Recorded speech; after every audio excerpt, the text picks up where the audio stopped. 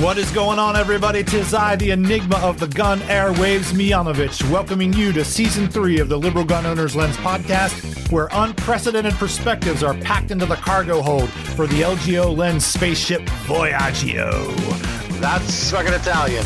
Don't believe that evolution is possible with guns and public safety in America? It's already happening, y'all. Minds are evolving. Think guns versus public safety is the only game in town, do ya? Think culture war is the big boss, do ya? Then keep your ass in the past. Everyone else, all aboard!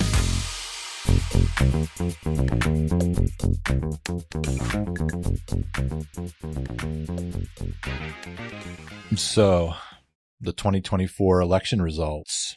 Interesting results. A lot of us are not happy, and I have some thoughts on the matter that were shared inside of the Liberal Gun Owners Lens newsletter about the Democratic Party and a lack of real leadership. And this lack of real leadership being the result of a long-standing dysfunction, generally in the political world, but definitely in the quote-unquote liberal world of politics.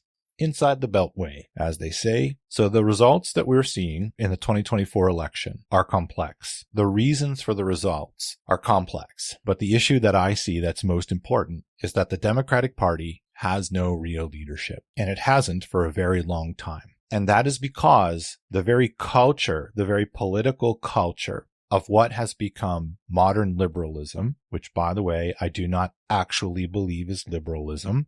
I believe it's pseudo-liberalism. It's liberalism that's advertising itself as liberalism, but it is not liberalism. That is an entirely different discussion, a long discussion about what constitutes a liberal versus a pseudo-liberal. But pseudo-liberalism leads to weakness, and liberalism should be leading to strength. By the way, just so everybody knows, I don't have any words of encouragement or anything to give to you that's supposed to make you feel better about the state of the world or liberalism or the 2024 election results. I'm not here for that. And I don't believe that I should be helping you to feel better. I believe that if this shit stings, you should be sitting in it. If you are afraid, you should be sitting in it. If you feel uncomfortable, you should be fucking sitting in it. And you should be sitting in it for a long time. Because these elections, in my opinion, both elections where Donald Trump succeeded should have been winnable easily by the Democrats. Both, I'm going to reiterate some of the things that I said in the newsletter, and then we're going to go on and we are going to talk about the first concept that I think is essential here. Both the momentum from the Obama era and the unprecedented turnout from the 2020 election. Both of those things were gifts from the political gods. They easily should have been capitalized upon, and winning the subsequent election after these phenomena should have been short work for a viable and legitimate political party. Now, that did not happen. There are many, many reasons why it did not happen, but the main reason that is important is because the Democratic Party is weak and dysfunctional. It is not actually a liberal phenomenon. It's a pseudo-liberal phenomenon. And as such, it does not produce strong leaders and attractive personalities. And you need strong leaders and attractive personalities in order to win these elections. And I really don't care what your worldview is.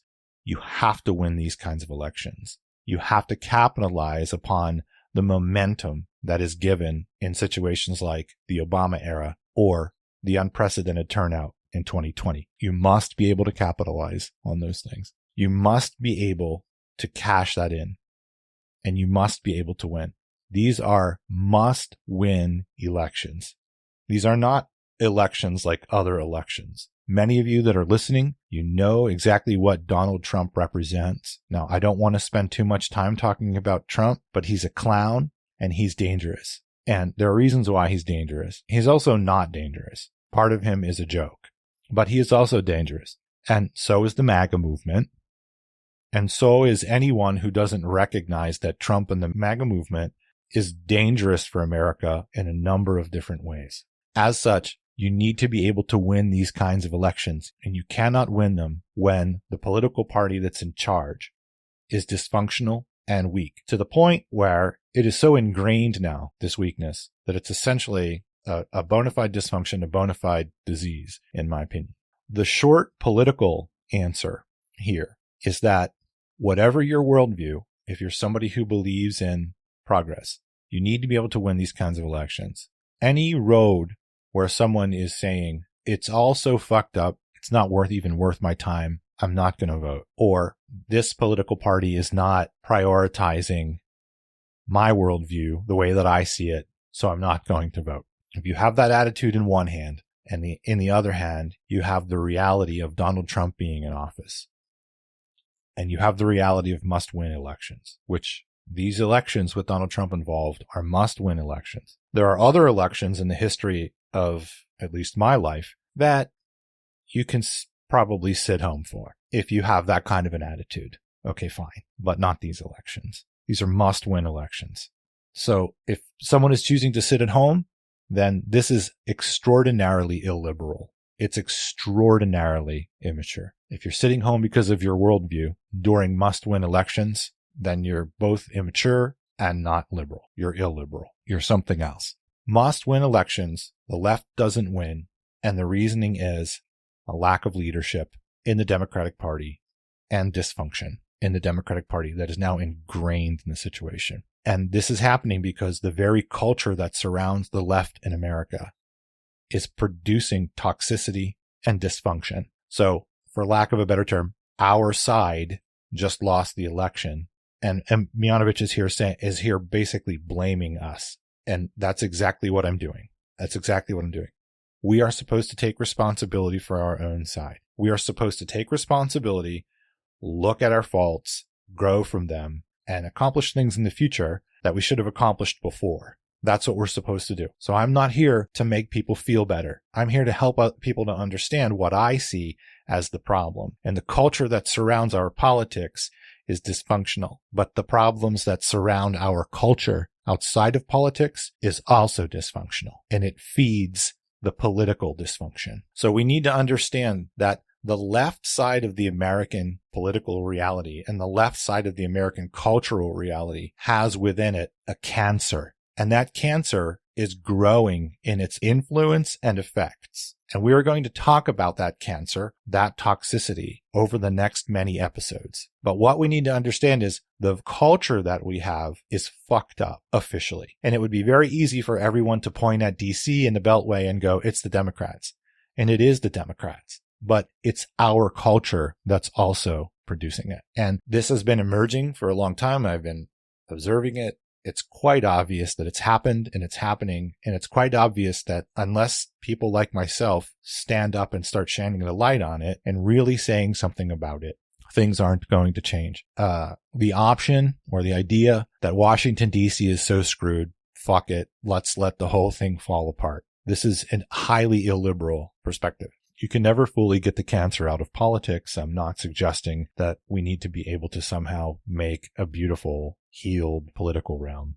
I'm not sure that's ever going to happen. But we do need to be able to recognize phenomenal cancer, phenomenal weakness, phenomenally dysfunctional trends. We do need to be able to recognize that, because whether you like it or not, if you're listening to this podcast, you're probably a fucking liberal. And I was just talking to somebody about this yesterday. I'm not sure why it is that you're a liberal and you're seeking comfort all the time.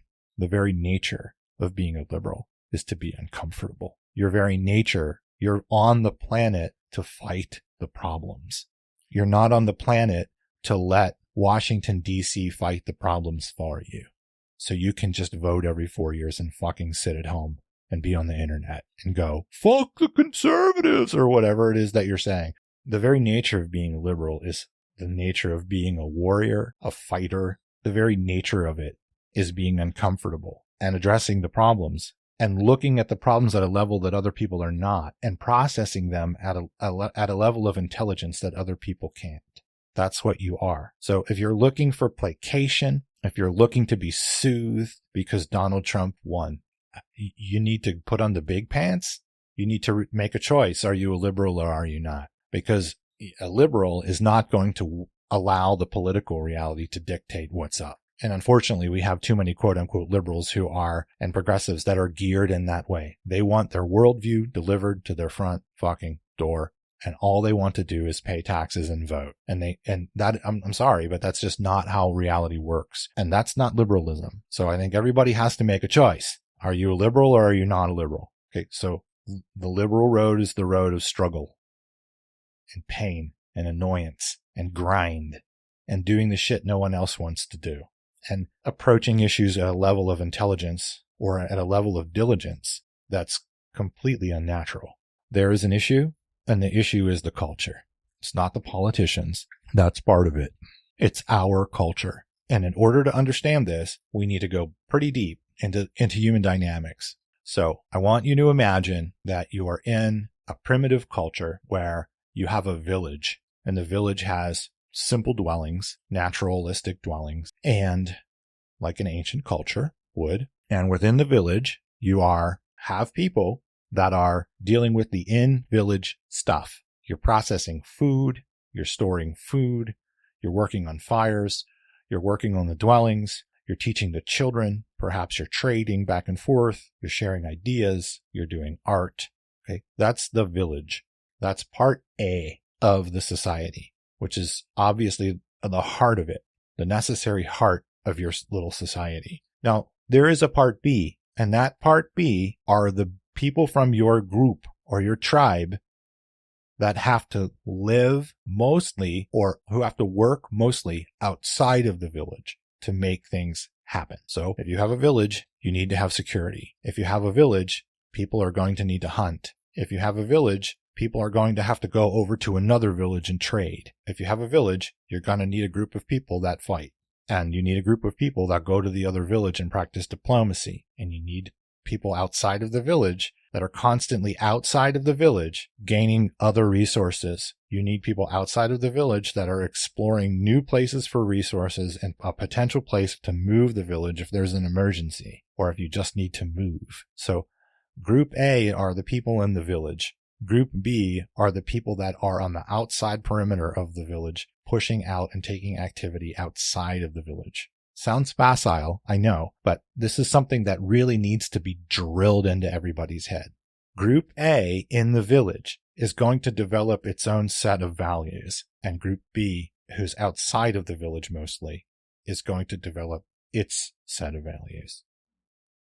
And the set of values in Group A and Group B are not always the same. The tendency for people in Group A is they want to be able to deal with the Group B people with their own beliefs and their own sort of village-infused viewpoint. So they want to influence the people in Group B with that kind of sensibility. And the people in Group B think because they're out there gutting it all the time and it's a rough go, that these are the aspects of life that are actually critical. And they want to try to judge Group A from this standpoint. They want to influence Group A from this standpoint, even though many of the harsher, more no horseshit, cut to the bone ideas, philosophies, and mentalities of the Group B people, even though these things don't apply very well, they don't have the nuance of the people in Group A in this tribe. They don't have the nuance.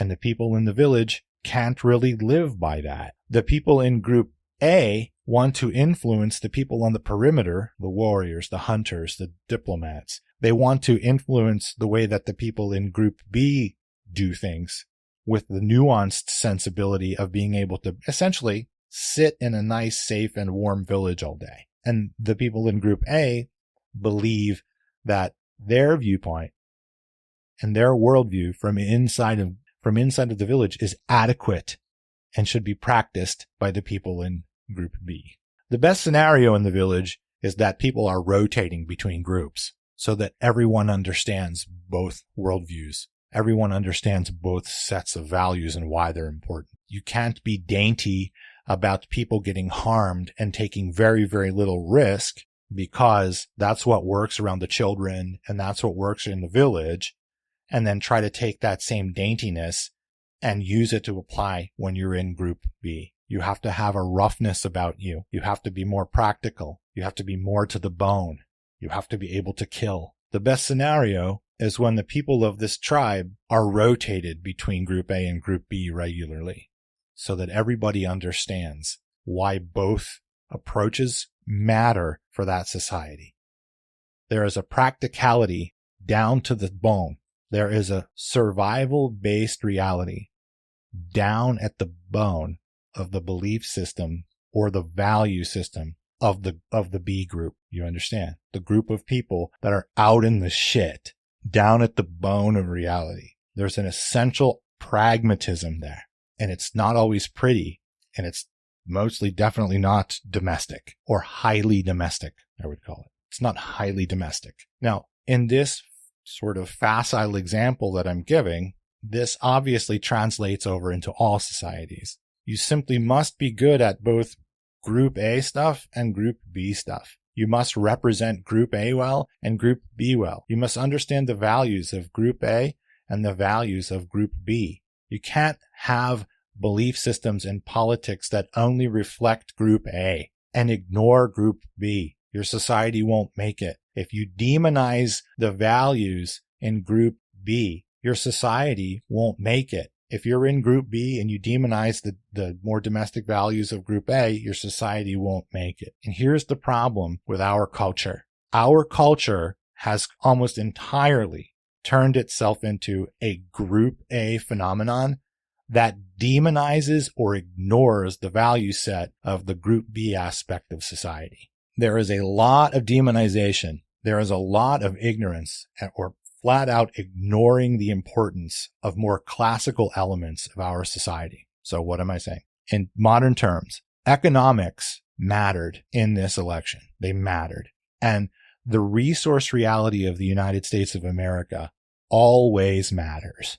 It always matters. And we have a limited cultural reality which ignores these classical pragmatic and simple to the bone elements and overemphasizes domestic elements to the point where we are choosing one over the other. Within the political culture of Washington, D.C., you're not allowed, essentially, to put emphasis on the more pragmatic aspects of existence, the classical elements of politics and life and society, like economics, or national security, or war, or things of this nature. But most importantly, economics and the resource reality. You're basically not allowed to. We have a culture on the left that is so highly focused on the more domestic elements that we are dysfunctional, that we are out of touch with what is real, that we are out of touch with the pragmatic. And this is why the election was lost. And that toxic domestication, that demonizing classic and practical elements of modern society is the result of a toxic culture that disallows leadership. It only promotes groupthink, and that groupthink can only be aligned with hyper-domestication. It's, I guess, the best way I could put it. Only focusing on the A realm and not the B realm of the village. You cannot win critical elections like this. You cannot, in my opinion, achieve essential paradigm shift or essential progress if you ignore the central classic elements of society and all you focus on are the progressive aspects. There are going to be progressive aspects and solidifying aspects. And you cannot win critical elections or have a healthy culture or have a healthy party if you cannot put equal concern on both. If you don't have a leader who knows how to handle both of those things, classical solidifying phenomena for life and progressive momentum generating phenomena for life. You have to be able to do both. Our culture is now demonizing people inside of the political or cultural realm who want to put any kind of mind on these classical elements. We now have countrywide guilt and shame regimes that are generating from a large swath of people who are over domesticated in their viewpoint, who demonize the spine of existence The status quo is a very important concept. And this is why it's an important concept. It contains two aspects. One, the status quo is typically the greatest hindrance to progress, but that's not all that it is. The status quo is also the spine of social existence. We are not served well by people who demonize the concept of the status quo, as if people being able to maintain in reality their day-to-day lives using the components that are in reality at that time, as if these people are doing something wrong, as if people being concerned or having consideration for inflation, cost at the gas pump, cost at the grocery store, prioritizing these things, that somehow these people are fucked up and wrong. And everybody that wants to flip everything upside down on a dime or burn it all down is in the morally correct position, which, by the way, exists on our side of the street. It's too much, and it exists in too high of a level. You have to be able to represent well both the status quo and the progressive edge. And that's not easy. That's actually the only viable liberal road, because only sustained progress cannot come from the demonization of the status quo. We all know that the status quo, pretty much of every society, not just the United States, but the status quo has within it a lot of toxic elements, right? Our status quo, the great example that we would use on our side is we have implicit racism inside of our system. We have implicit misogyny still. So we know within the status quo we have these elements. But the issue is you can't get rid of this. Now, would you like anyone who's listening to wake up tomorrow and fucking get rid of the status quo? Go right ahead. You can't do it in your own life. You can't remove all of the elements that are connected to misogyny or racism or sexism, or you can't do that. You're not capable of it yourself. Why would you think that the government of the United States is capable of it when you can't fucking do it? This is the trap. This is the dual nature of the status quo. You have to be able to wrestle with it and support it while you're also progressing. You have to be able to play both sides. And in order to do that, you need a strong culture. And in order to do that, you need a strong political culture. And in order to do that, you need leaders. And the Democratic Party has none. And I see very few real leaders in the liberal world. This election was lost because our culture is demonizing people that want to spend time on the classical features, that want to acknowledge the group B in the village. We didn't just lose the votes to a bunch of people who don't care about female reproductive rights and body autonomy. We're losing votes and we're losing interest in our culture because we are addicted to this toxic religion of high domestication, of only looking at the things that matter in the village in group A, the domestic aspects.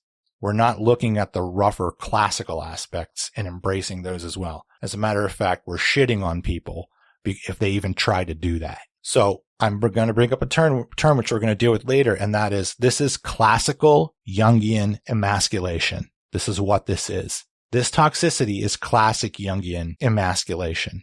And now, if you're not familiar with Jung and you're not familiar with the yin and the yang, you need to understand that both men and women and non-binary people have masculine power in them. And men and women and non-binary people have feminine aspects inside of them. Okay?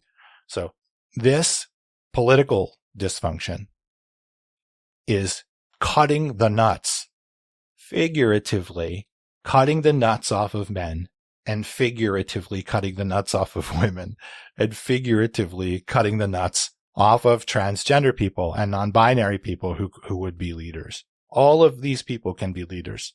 But in the general sense, you're getting your nuts cut off, or you're getting turned into a dish rag, or your spine is being taken from you because of this toxic irrationality that is coming from this overly neurotic and overly domesticated regime. And it's a cancer. It's a cancer. And this election and these election results are a major comeuppance. We will talk about this later, but what I see as a wave of backlash from Jungian emasculation.